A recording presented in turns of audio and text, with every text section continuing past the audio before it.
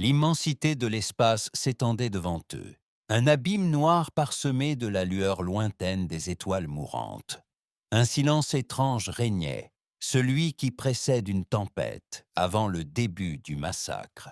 Des milliers de vaisseaux étaient en formation au-dessus de Royan Prime, témoignage d'une alliance fragile, forgée non par la confiance, mais par la nécessité. Le haut capitaine Zort se tenait sur le pont de commandement du souverain Kourou, les griffes agrippées à la rambarde métallique froide, observant l'holo-écran tactique. L'armada était un patchwork d'espèces, chacune dotée de ses propres forces et de ses propres conceptions. Des vaisseaux de guerre humains, hérissés d'armes cinétiques et de boucliers superposés. Des cuirassés royants conçus pour une puissance de feu écrasante. Et les croiseurs élancés et économes en énergie des Talaris. Mais contre l'Erebus, cela suffirait-il? Son regard se posa sur l'indomptable, le plus redoutable vaisseau de guerre de l'humanité. Même parmi les flottes compactes, il se démarquait, son blindage noir comme le vide, sa silhouette voûtée, telle une bête primitive prête à bondir. Le capitaine Elias Grant, l'homme qui avait le premier averti la galaxie de l'horreur imminente, était à bord. Un homme qui avait vu l'Erebus de près et avait survécu pour raconter l'histoire. Le silence ne dura pas. Une ondulation parcourut l'espace. Au début, ce fut subtil, comme si l'univers lui-même avait inhalé brusquement. Puis, l'obscurité s'abattit. Ils étaient arrivés. Les premiers vaisseaux Erebus n'apparurent pas sur les capteurs. Ils ne se téléportèrent pas. Ils n'émergèrent pas des couloirs connus de l'espace. Ils étaient, tout simplement. Un instant, il y eut le vide. L'instant d'après, leurs formes grotesques pulsèrent dans le vide. Des vaisseaux, des créatures. Impossible de dire où s'arrêtait la biologie et où commençait la technologie. Leur surface était tordue de métal vivant, des plaques mouvantes formant d'étranges motifs en perpétuelle évolution. Certains vaisseaux pulsaient d'une lueur maladive, leurs coques ornées des restes squelettiques de ceux qui les avaient précédés. D'autres ressemblaient à des carcasses de vaisseaux assimilés, des vaisseaux fantômes déformés au point d'être méconnaissables. Puis ils se mirent en mouvement. Le vaisseau de tête, l'Erebus, bondit en avant, se fendant tel un insecte en développement, révélant une masse ondulante de vrilles surmontée d'une lueur d'un vert surnaturel. Une centaine de lances organiques jaillirent, fendant l'espace tel des fouets de mort liquide. Boucliers levés. Faites feu avec toutes les batteries avancées. L'ordre fut donné par une douzaine d'amiraux différents à la fois. Le vide s'embrassa et le chaos s'installa. Les humains ouvrirent le feu. D'énormes obus de canons électriques sifflèrent dans l'obscurité, frappant les formes de guerre d'Erebus avec la force d'une météorite. Certains trouvèrent prise, brisant l'armure noire et tordue dans des gerbes de flammes violettes. D'autres disparurent tout simplement, se désintégrant avant même d'avoir pu atterrir. Les rébus s'étaient déjà adaptés. Les cuirassés royants suivirent. Des lances à plasma transpercèrent le vide, brûlant les étranges coques métalliques, les faisant convulser comme si les vaisseaux eux-mêmes étaient nés vivants. Puis, l'Erebus riposta. Le premier croiseur Toulard n'eut aucune chance. Un rayon d'énergie en spirale traversa ses boucliers comme du papier, et en un instant, le vaisseau disparut. Non pas détruit, mais absorbé, sa matière même étant absorbée par le vaisseau Erebus, comme l'eau par une éponge. Les cris de son équipage résonnèrent dans les communications avant de s'interrompre brusquement. Xort serra les poings. C'était pire que ce que les humains avaient décrit. Tous les vaisseaux du Dominion maintenaient leur formation, mettaient la pression sur leurs flancs. L'indomptable fonçait en avant, tel un prédateur frappant sa proie. Le vaisseau de guerre déchaîna une vague de feu cinétique infernal, s'abattant à coups de projectiles sur le mastodonte Erebus de tête. Mais le vaisseau créature se tordit. Il apprit, s'adapta, puis accomplit l'impossible. Il s'ouvrit. Le vaisseau Erebus se déchira en segments déchiquetés, révélant une gueule béante de vrilles ondulantes et d'énergie en fusion bouillonnante. Puis, sans prévenir, il bondit. Préparez-vous. L'indomptable manœuvra de justesse à temps lorsque le vaisseau Erebus dévora tout entier un vaisseau de l'Union voisin. Il l'engloutit, le consuma, ne laissant derrière lui que des débris déformés. Les restes du vaisseau se tordaient comme s'ils étaient vivants, se transformant et se transformant en quelque chose de nouveau, quelque chose d'Arabus. Une horrible prise de conscience frappa Zort. Ils ne se contentaient pas de détruire des vaisseaux, ils en ajoutaient aux leurs. Visaient les noyaux, n'attaquaient pas directement leur coque. La voix de Grant était calme, mais l'urgence était évidente. Ils absorbent le feu énergétique, leur frappe cinétique ne touchant que leurs organes vitaux, gronda Zort. Voyons voir comment ils s'en sortent. Le souverain Kourou alimenta ses canons à singularité.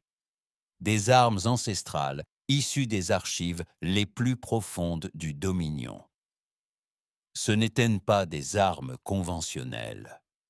Ils ne tiraient ni plasma ni projectiles. Ils tirèrent le vide lui-même, des poches de gravité s'effondrant, des trous noirs miniatures qui dévoraient tout ce qu'ils touchaient. Le premier projectile de singularité toucha la forme de guerre Erebus. Une blessure se déchira dans sa coque, des vrilles noires se débattant tandis que la section s'effondrait sur elle-même. L'Erebus hurla, un son plus ressenti qu'entendu résonna dans tous les canaux ouverts.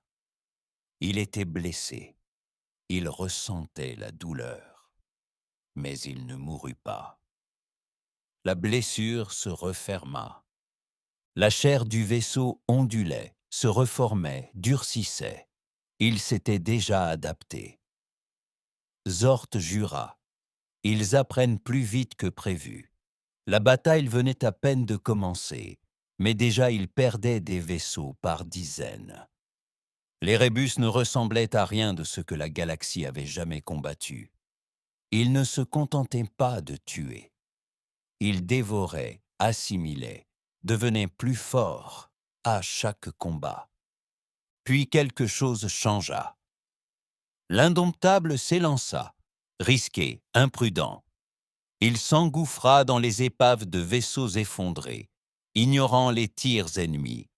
Puis ses baies avant s'ouvrir. Les yeux de Zort s'écarquillèrent. Que sont-ils? Il avait vu des humains utiliser des canons électriques, du plasma, des missiles. Il avait vu leurs vaisseaux de guerre écraser les flottes ennemies avec une efficacité brutale, mais là, c'était de la folie. L'indomptable détacha des pans entiers de son blindage, déployant des milliers de drones, autonomes, chacun équipé de bombes, à plasma garnis de déstabilisateurs à neutrons, des armes conçues pour perturber la cohésion moléculaire. Tir à volonté. Les drones envahirent les vaisseaux Erebus, explosant à l'intérieur de leurs blessures, les empêchant de se régénérer. Les Erebus tremblèrent, leur forme perdant leur cohésion, peinant à s'adapter à temps. Pour la première fois depuis le début de la bataille, les Erebus battirent en retraite. Ils ne fuirent pas paniqués. Non, ils observaient, calculaient.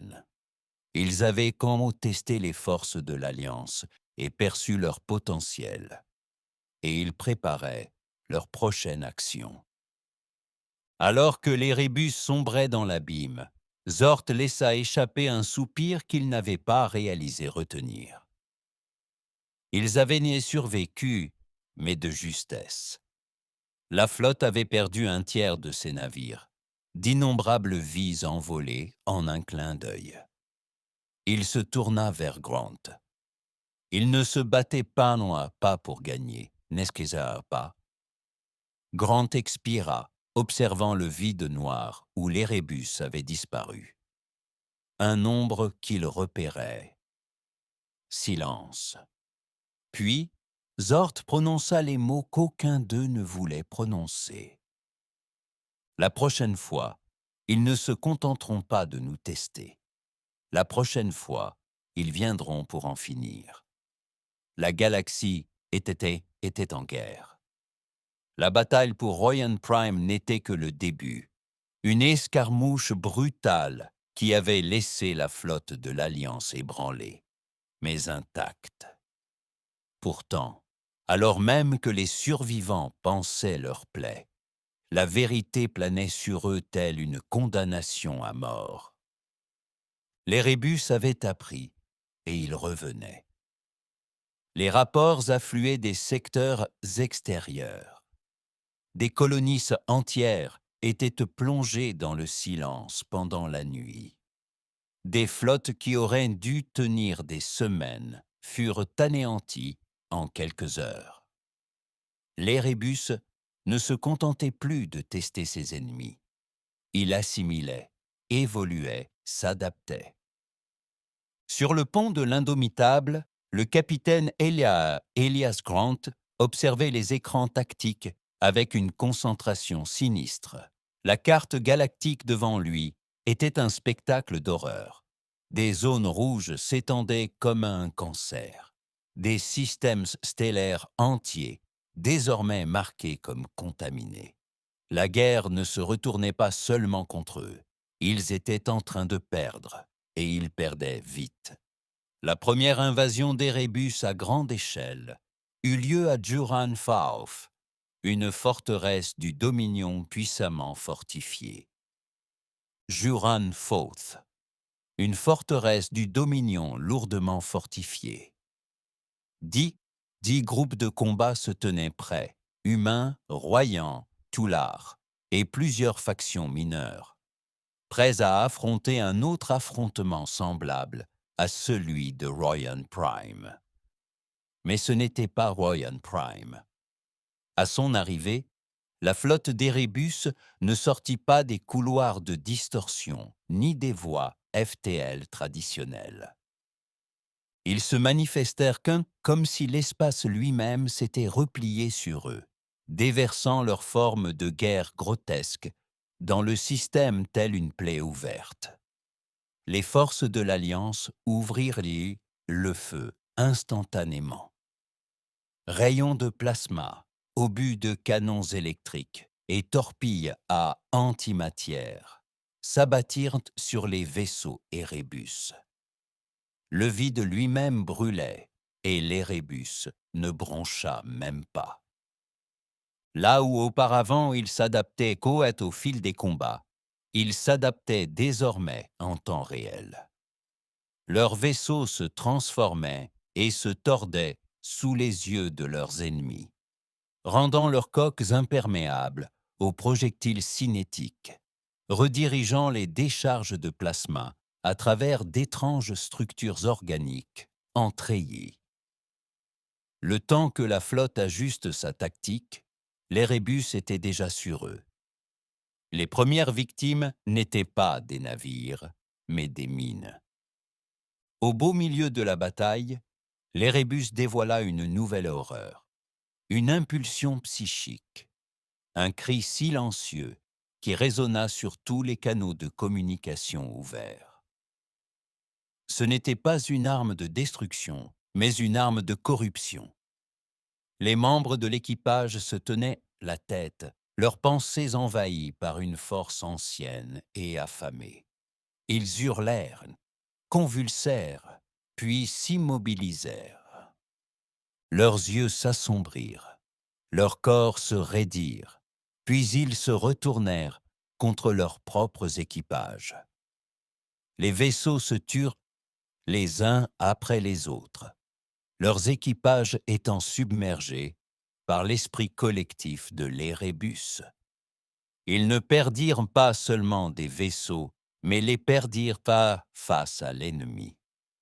La bataille dura moins de 30 minutes. Duran 5 tomba. L'Érébus ne conquit pas la planète. Il ne la détruisit pas. Il l'absorba. La surface même du monde commença à se transformer. Des vrilles noires rampaient sur le terrain. Des villes se transformaient en structures extraterrestres grotesques, comme si la planète elle-même en était devenue une. Et puis elle disparut, ni détruite, ni en ruine. Disparue. L'Érébus prit le contrôle du monde entier, et Duran Fight ne fut plus jamais revu. La nouvelle se répandit comme une traînée de poudre. Les Érébus ne se contentaient pas de gagner, ils dévoraient. L'alliance se fissura. Des mondes commencèrent à déserter. Certaines espèces s'enfuirent dans l'espace lointain, abandonnant complètement la guerre. D'autres se retournèrent contre leurs alliés, persuadés que l'humanité avait provoqué les Érébus dans cette guerre. Une guerre civile éclata dans des secteurs qui auraient dû s'unir contre la menace. Et l'Érèbe continuait de s'étendre. Sur le pont de la colère souveraine, le haut capitaine Zort faisait face à la réalité grandissante de la défaite. Son peuple, le domaine royant, avait régné sur de vastes secteurs de l'espace pendant des millénaires. Il avait affronté invasions, guerres civiles et catastrophes galactiques. Mais cette fois, c'était différent. C'était la fin. Il se tourna vers la silhouette holographique du capitaine Grant, fermement campé à bord de l'Indomptable. Nous ne pouvons pas tenir. Nous ne pouvons pas gagner. Nous devons fuir. L'expression de Grant était de marbre. Il n'y a nulle part où fuir. Si nous reculons, ils continueront de se propager. Zort montra les dents. Et si nous restons, nous mourrons. Pour la première fois de son histoire, l'Alliance se fractura. Des flottes entières abandonnèrent leur poste. Certains cherchèrent à conclure des accords avec l'Érébus, comme s'ils pouvaient négocier avec une créature qui ne connaissait que la faim. D'autres disparurent tout simplement, emportant leur espèce et leurs vaisseaux dans le vide, espérant échapper à l'inévitable. L'Érébus attaqua ensuite la Terre, cœur de la civilisation humaine, le berceau de l'espèce qui avait sonné l'alarme. La plus grande flotte jamais assemblée attendait en orbite haute. 300 vaisseaux capitaux, des milliers de vaisseaux d'escorte. Chaque plateforme de défense planétaire était armée et prête. Et ce n'était pas suffisant. L'Érébus n'attaqua pas depuis le vide. Ils émergèrent de l'intérieur même de la flotte. Les vaisseaux capturés, autrefois considérés comme perdus, furent Tentafir soudainement remis en marche. Leurs armes étaient tournées vers l'intérieur. Des groupes de combat entiers furent infectés avant même de comprendre ce qui s'était passé. Le réseau de défense orbitale tira à l'aveuglette, tandis que les formes de guerre Erebus descendaient vers la surface de la Terre. Elles frappèrent l'atmosphère comme une peste vivante, des vrillets noirs se répandant sur les continents, engloutissant des villes entières dans leur masse toujours croissante. Le combat était sans espoir. Et puis l'impensable se produisit. L'humanité n'avait plus qu'une dernière option, une arme si dévastatrice, si définitive, qu'elle n'avait jamais été utilisée dans l'histoire. Le projet Excalibur, une arme conçue non pas pour détruire des planètes, mais pour les anéantir. La dernière transmission depuis la Terre se résumait à un ordre unique, explosion, et la planète disparut, ni détruite, ni en ruine, disparue. Un trou subsistait là où la Terre avait été, une blessure dans l'espace même, une déchirure dans le tissu de la réalité. L'invasion d'Erebus avait été stoppée, mais à un prix si lourd que l'humanité avait cessé d'être une espèce d'origine. L'Indomptable et sa flotte s'étaient échappés, mais sans célébrer. L'humanité avait gagné une bataille, mais elle avait tout perdu. Les Erebus étaient toujours là, et ils savaient désormais que l'Alliance était désespérée. Depuis les profondeurs de l'espace, les vestiges de la flotte se préparaient à la bataille finale. Il n'y avait plus aucune victoire à espérer. Plus de foyer où retourner. Il ne restait qu'une dernière bataille, une ultime mission. S'assurer que l'Erebus ne se propage jamais au-delà de cette galaxie. Même si cela impliquait de tout réduire en cendres, une galaxie mourante, une alliance brisée, un ennemi implacable, la guerre était perdue. Et pourtant, elle n'était pas terminée. Les vestiges de l'Alliance autrefois puissante, ce qui restait de l'humanité, le domaine royant, le protectorat Talari et quelques flottes dispersées d'autres espèces avaient fui vers les confins de l'espace. Il n'y avait aucun sanctuaire, aucun havre de paix. Seuls les abysses froids et inexplorés où l'Erebus n'avait pas encore atteint. Mais survivre n'était pas une option. Ce n'était pas une guerre supportable. C'était une guerre à laquelle il fallait mettre fin. À bord du vaisseau amiral dévasté, l'Indomitable, le dernier conseil de guerre se réunit. Le haut capitaine Zort, blessé et épuisé, prit la parole le premier. On ne peut pas gagner une guerre d'usure. Les Erebus consomment, évoluent, s'adaptent. Pas de marchandage, pas d'impasse. Cela se termine de deux manières. Nous mourrons ou ils meurent, hôte. Le capitaine Elias Grant, dernier chef survivant de la flotte terrienne, se pencha en avant. Puis nous cessons de courir, nous cessons de battre en retraite, nous les affrontons. Silence. Les yeux dorés de Zort se plissèrent. Suicide. Grant eut un sourire amer. Seulement si nous échouons, il leur restait un avantage. Une ultime chance désespérée. La destruction de la Terre avait blessé les Rébus. C'était la première fois qu'ils subissaient une véritable perte. Lorsque l'humanité avait déclenché le projet Excalibur, une partie de leur esprit collectif avait été effacée, sectionnée comme un membre. Les Rébus avaient réagi. Ils avaient reculé. Pour la première fois, ils avaient hésité, ce qui signifiait qu'ils risquaient d'être tués. s'il frappait au cœur de l'Érébus, s'il découvrait l'intelligence fondamentale de l'Érébus, s'il découvrait cette intelligence fondamentale, celle qui guidait les saints, ils avaient une chance mince, impossible. Un vieux dicton humain disait « Coupez la tête et le corps meurt ». C'était de la folie. C'était leur seul espoir. Les rapports de renseignement étaient fragmentaires, peu fiables. Des murmures désespérés provenant de sondes spatiales, qui avaient à peine survécu assez longtemps pour transmettre leurs données. Mais tous ces éléments pointaient vers une réalité terrifiante. L'Érébus avait un centre, un noyau de ruche. Ce n'était ni une planète, ni un système stellaire. C'était une construction vivante de la taille d'une lune, animée d'une intelligence incompréhensible. La source, détruisez-la, et l'Érébus pourrait s'effondrer.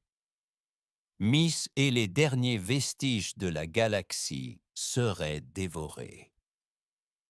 Le plan était simple. Trouver la source, pénétrer ses défenses, déposer l'arme. La dernière super-arme de l'humanité, la seconde et ultime ogive Excalibur, avait été fabriquée en secret avant la chute de la Terre. Conçue pour anéantir l'existence elle-même, cette ogive pouvait non seulement détruire, mais aussi défaire. S'il parvenait à le faire exploser au cœur de l'esprit de l'Érébus, il pourrait brûler l'essaim tout entier de l'intérieur. Une flotte de moins d'100 de vaisseaux, les derniers de l'Alliance, mit le cap vers l'abîme au-delà de la galaxie connue. Vers le cœur battant de la ruche. L'Érébus les avait sentis bien avant leur arrivée. Ils n'envoyèrent pas de flotte pour les intercepter. Ils ne s'engagèrent pas dans la bataille. Au lieu de cela, l'Indomptable et sa flotte furent entraînés dans l'abîme, dans une masse tumultueuse d'espace noirci et tourbillonnant, une région où les lois de la physique ne s'appliquaient plus. La source se dressait devant eux. Une entité monstrueuse et palpitante, non pas une structure, mais un être vivant, plus grand que n'importe quelle lune, se transformant et se remodelant grâce à une intelligence extraterrestre incompréhensible. Puis les murmures commencèrent. L'Érébus ne parlait pas. Il parlait par la pensée, par la terreur, par les cris de ceux qu'ils avaient capturés. Les voix des morts emplissaient les canaux de communication. Des voix familières, celles de l'équipage disparu, des amis, de la famille. Ils se moquaient d'eux. Le capitaine Grant serra les poings. Ignorez-le. Plein feu, on y va. La flotte chargea dans la tempête. La bataille était sans précédent. Il n'y avait pas de vaisseaux au sens conventionnel du terme, seulement des masses de biomasse mouvantes, des vrilles de la taille de croiseurs de bataille, des vaisseaux entiers engloutis par l'espace environnant. L'Indomptable menait la charge, tirant dans toutes les directions, se frayant un chemin à travers ce cauchemar éveillé. Un par un, leurs vaisseaux tombèrent, consumés, rattrapés, se retournèrent contre eux. Mais ils continuèrent d'avancer, à travers la tempête, à travers la folie, jusqu'à ce que la source surgisse devant eux, son cœur noirci et palpitant exposé. L'ogive Excalibur devait être livrée manuellement. Il n'y aurait pas d'échappatoire. Le capitaine Grant se tenait devant son équipage, scrutant les visages de ceux qui l'avaient suivi jusqu'au bout. Pas d'ordre, pas de discours, juste un hochement de tête. Puis il monta à bord du dernier vaisseau d'attaque, le bombardier de classe Excalibur, transportant l'arme qui mettrait fin à la guerre. La voix de Zort grésillait dans les communications. Si vous faites ça, il n'y aura pas de retour en arrière. Grant sourit. Il n'en avait jamais eu l'intention. Puis il disparut, plongeant dans l'abîme. La source réagit, sentant la menace, se contorsionnant, tordant sa forme pour l'arrêter. Grant s'élança, à travers les tentacules, la folie, les cris des morts. Une dernière poussée, un ultime instant. Il ferma les yeux et murmura. Pour la terre. Détonation. L'univers devint silencieux. La guerre était finie. L'Érébus hurla. Un cri qui résonna à travers les étoiles. Un cri de mort qui ébranla l'espace lui-même. Puis ils s'effondrèrent. Chaque monde infecté, chaque flotte corrompue, chaque construction d'Érébus cessa tout simplement. Ils ne moururent pas, ils furent anéantis. Les vestiges de la flotte, à peine une douzaine de vaisseaux, dérivèrent dans la foulée. Une galaxie sauvée au prix de tous ses efforts. Le capitaine Grant était parti, mais son nom ne serait jamais oublié. La guerre était finie, mais les cicatrices ne guériraient jamais. La Terre avait disparu. L'humanité était sans abri. L'Alliance était morte. Mais la vie continuait. Parmi les étoiles, les survivants se reconstruisaient. L'humanité et ses alliés devinrent des nomades, des vagabonds, se répandant dans le vide comme les braises d'un feu mourant. Ils en avaient un, mais la galaxie ne serait plus jamais la même. Et dans les recoins obscurs du cosmos, au-delà des limites de l'espace connu, quelque chose observait et attendait.